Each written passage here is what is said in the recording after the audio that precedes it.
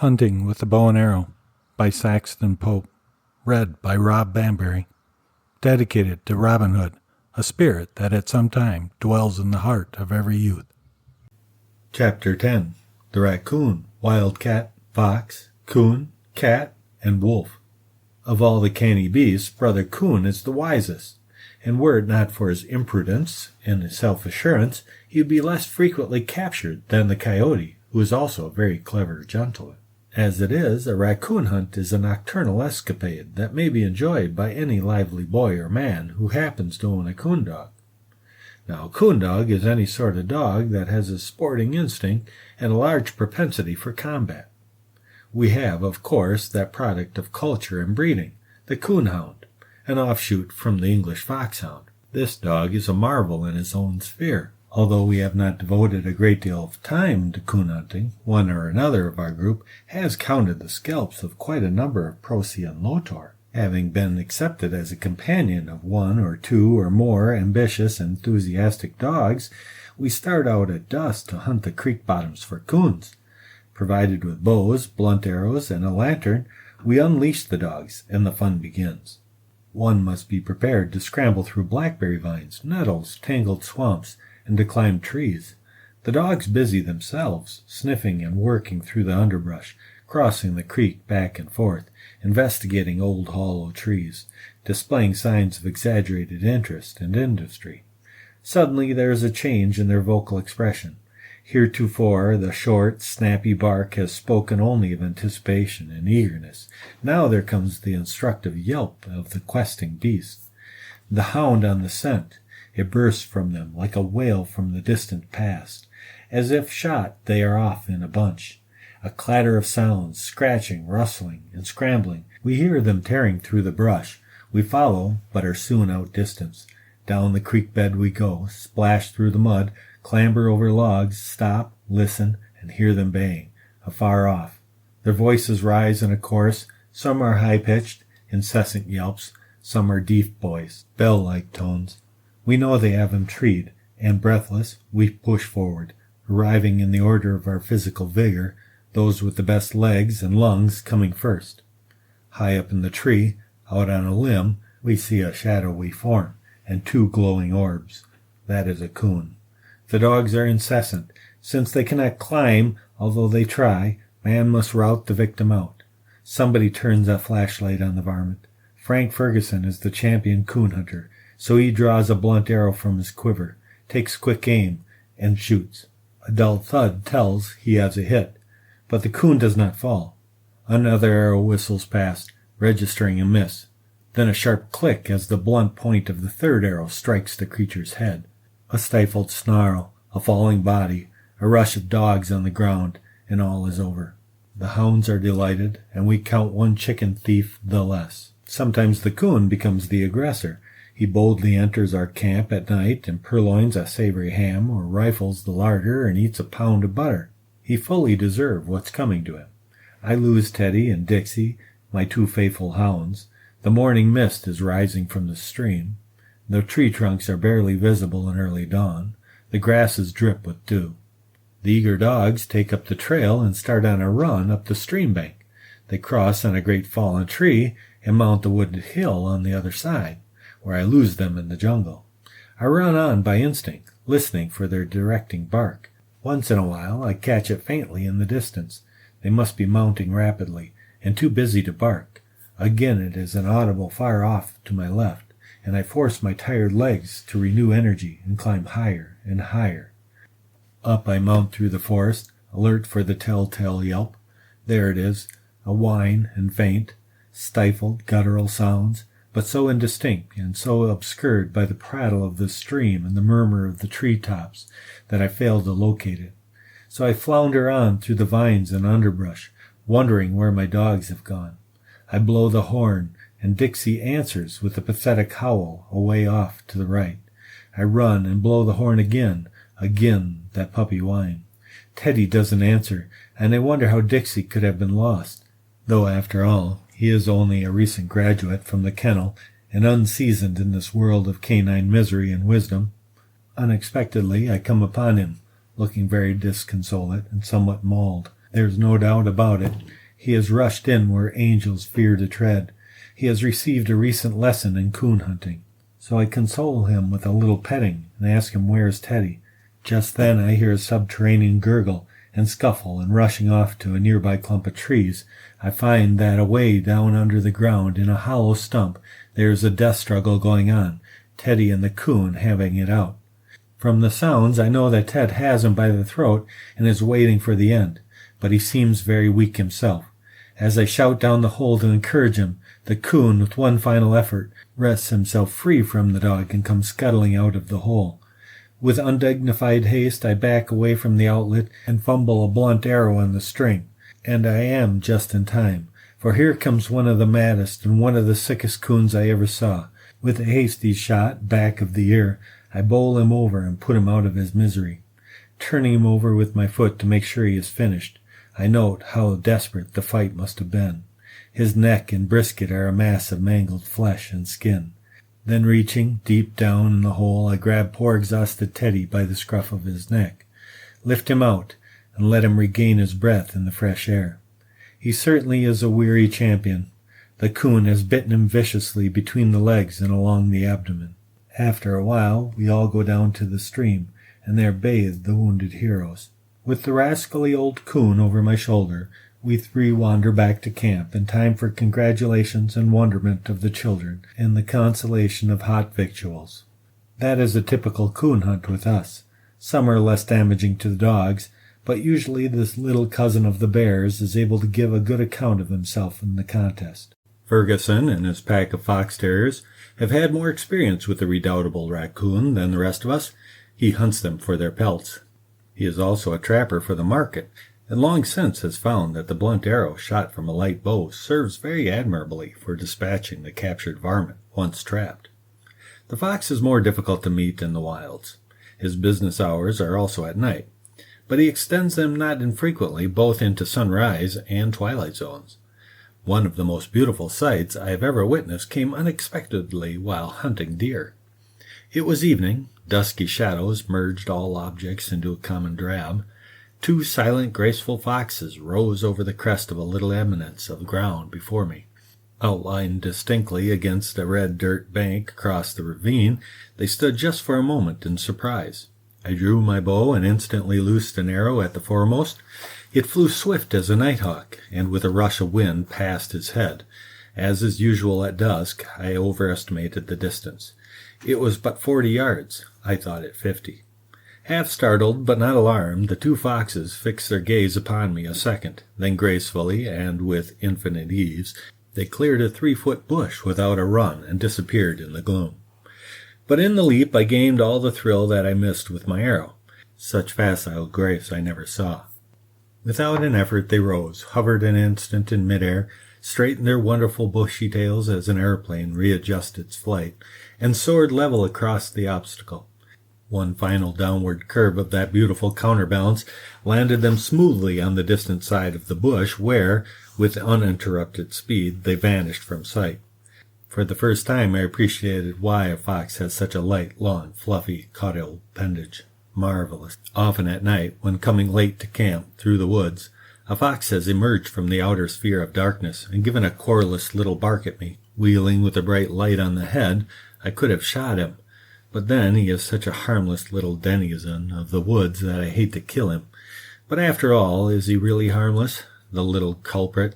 He actually does a deal of harm, destroying birds' nests, eating the young, catching quail and rabbits. I don't know that we should spare him. With horses and hounds we have chased many foxes over the sage and chaparral-covered hills. The fox terrier and the black and tan are excellent dogs for this sort of work. These little hunters are keen for the sport and make their way beneath the brush where the larger dog follows with difficulty. With strident yelps the pack picks up the hot trail, and off they rush, helter-skelter, through the sage and chaparral. We circle and cross-cut, dash down the draw, traverse the open forest meadow, and follow the furious procession into the trees. There the hard-pressed little fox makes a final spurt for a large red pine, leaps straight for the bare trunk, mounts like a squirrel and gains a rotten limb, panting with effort. As we approach, he climbs still higher and lodges himself securely in the crotch of the tree, gazing furtively down at the dogs. Whoever thought that a fox could climb such a tree? It was 20 feet to the first foothold on a decayed branch, yet there he was, and we saw him do it. Sometimes when the fleeing fox has mounted a smaller tree, we have shaken him from his perch and let the dogs deal with him as they think best, for a dog must not be too often cheated of his conquest or he loses his heart. Sometimes we have mounted the tree and slipped a noose over the fox's neck, brought him close, tied his wicked little jaws tightly together with a thong, packed him off on a horse to show the children in camp, and later given him his liberty. Or, as in the case of our little villain up in the pine tree, we have drawn a careful arrow and settled his life problems with a broadhead. In winter time, the trap and blunt arrow add another fur collar to the coat of the feminine sybarite. The woods and plains are full of hunters. The hawk is on the wing. The murderous mink and weasel never cease their crimes. The bird seeks the slothful worm and jumping insect. The fox, cat, wolf forever quest for food. And so we, hunting in the early morning light, once saw a flock of quail flushed long before our presence should have been given them cause for flight. Compton and Young, arrows nocked and muscles taut, crept cautiously to the thicket of wild roses out of which flew the quail. There, stooping low, they saw the spotted legs of a lynx softly stalking the birds. Aiming above the legs, where surely there must be a body, Young sped an arrow. There was a thud, a snarl, and the animal tore through the crackling bushes. Out from the other side bounded the cat, and there, not 20 yards off, he met Compton. Like a flash another arrow flew at him, blew through him, and down he tumbled. A flurry of scratching claws, torn up grasses and dust. Young's arrow, having been a blunt, barbed head, still lodged in his chest, and as the lynx succumbed to death, I took this picture. Lazy, sleepy cat, both lynx and wildcats, we meet not infrequently on our travels. Still, they are ever up to mischief, in spite of their indolent, casual appearance. Often we have seen them slink out from a bunch of cover, cross the open hillside, and there, if within range, receive another archer's salute. Many times we miss them, sometimes we hit, but that's not the point. We are not so anxious to get them as to send greetings. Then, too, since Ishi taught us to do it, we have called these wary creatures from the thickets, and sometimes got a shot. With the dogs, the story is soon told, and the role of the bowman is without triumph. So for this reason, we prefer the accidental meetings and impromptu adventures to the more certain contact. Still, when at night we hear the tingling call of the lynx up in the woods, we yearn for a willing dog and a taut bowstring. With the distant barking wail of the prairie wolf or coyote, one feels differently. I presume that man has become so accustomed to the dog that he has a rather kindly feeling towards this little brother of the plains, called by the Aztecs coyote, or wild one. We know his evil propensities and his economic menace, but still we love him, or at least look upon him much as the Indians do, as sort of a comedian among animals. Ishi used to tell me of his laughable experiences with coyotes. When coming home at night with a haunch of venison on his shoulder, a band of these gamins of the wilds would follow him, teasing at his heels. Ishi would turn upon them in fave fury and chase them back into the shadows, or wield his bow as a short lance and jab them vigorously in the ribs, when he could. With him the coyote was the reincarnation of a mythical character, half buffoon, half magician. He was cunning, crafty, humorous, and evil all in one. And no doings of the animal folk ever progressed very far without the entrance of the coyote doctor on the scene. He was the doer of tricks and the caster of spells, but still he himself met with misadventure. Witness how he lost his claws. Of course he had long claws like the bear in the beginning, and fine silky fur. But one night, coming weary from hunting and cold, he crept into a hollow oak gall to sleep. The wind fanned the embers of the campfire, and dry grass burst into a blaze. It swept up to the sleeping coyote, where only his feet protruded from his hollow spherical den. Here they hung out for lack of room. So, of course, his claws were burned off before the pain wakened him. He leapt out of his nest, dashed through the blaze, and plunged into the creek, not in time, however, to keep his beautiful long hair from being singed. Even to this day he is that half-scorched, moth-eaten pelt, and his claws are only that of a coyote. When met in the open, the prairie wolf seems so weary and listless. If, at a distance, he protests at your entrance upon his domain with a forlorn wail, or insolently stares at you from a ridge, he sits and looks or moves about deceptively, waiting for you to go. Once I remember that we saw one sitting on his haunches 180 yards away. Compton loosed an arrow at him, one of those whining, complaining shafts that drone through the air. The coyote heard it coming. He pricked up his ears, pointed his nose skyward, rose and limped lively to the left, turned, peered into the sky, and ran a short distance to the right, then lopped off just in time to be missed by the descending arrow, which landed exactly where he sat originally. It was indeed a most ludicrous performance, incidentally a splendid shot. Just as with a rifle, the coyote simply is not there when your missile strikes. He doesn't seem to bestir himself greatly, but just seems to drag himself out of harm's way at the last moment. How often have we let fly at him, sometimes at a group of them, but seldom has he been hit. A beginner's luck seems to fool him, however. One of our neophytes with a bow, having had his tackle less than a month, was out riding in his new automobile in company with a group of friends. The bow at that time was his vaid-de-camp. He never left it home.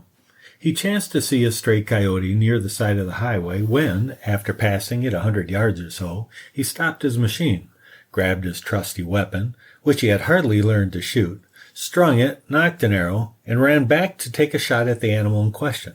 His eagerness and obvious incapacity so amused the gay company in the machine that they cheered him on with laughter and ridicule. Undaunted, our bowman hastened back, saw the crafty beast retreating in a slinky gallop, drew his faithful bow, and shot at 60 yards. Unerringly the fatal shaft flew, struck the coyote back of the ear, and laid him low without a quiver.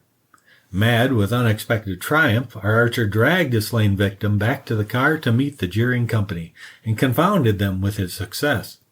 Loud were the shouts of joy. A war dance ensued to celebrate the great event. When done, the merry prank cranked up the machine and sped on its fragrant way, a happier, more enlightened bevy of children. Thus is shown the danger of utter innocence. These chance meetings seem rather unlucky for the coyotes. Frank Ferguson, when trapping in the foothills of the Sierra, repeatedly had his traps robbed by an impudent member of the wolf family. One day, while making his regular rounds and approaching a set, he saw in the distance a coyote running off with the catch of his trap. Seeing that the wolf turned up a branch creek, Ferguson cut across the intervening neck of the woods to intercept him if possible. He reached the stream bottom at the moment the coyote came trotting past. Having a blunt arrow on the bowstring, he shot across the 25 yards of bank and quite unexpectedly cracked the animal on the foreleg, breaking the bone. A jet of blood spurted out with astonishing force, and the brute staggered for a space of time. This gave Ferguson a moment to knock a second shaft, a broadhead, and, with the accuracy known to come in excitement, he drove it completely through the animal's body, killing it instantly. When next we met after this episode, he showed me the bloody arrows and the wolfskin as mute evidence of his skill. Ferguson was won over to archery when, as a packer upon our first trip together, he asked Compton to show him what could be done with the bow in the way of accurate shooting. Compton is particularly good at long ranges, so he pointed out a bush about 175 yards distant. It was about the size of a dog. Compton took unusual care with his shots, and dropped 3 successive arrows in that bush. When Ferg saw this, he took the bow seriously. The timber wolf is seldom met in our clime, and so for this reason he has been spared the fate common to all fearsome beasts that cross the trail of an archer. But with that faithful hope which has foreshadowed and seemingly ensured our subsequent achievement, I fervently wish that some day we may meet wolf and bowman. In the absence of this more austere and wicked member of the family, we shall continue from time to time to speed a questing arrow in the general direction of the furtive coyote.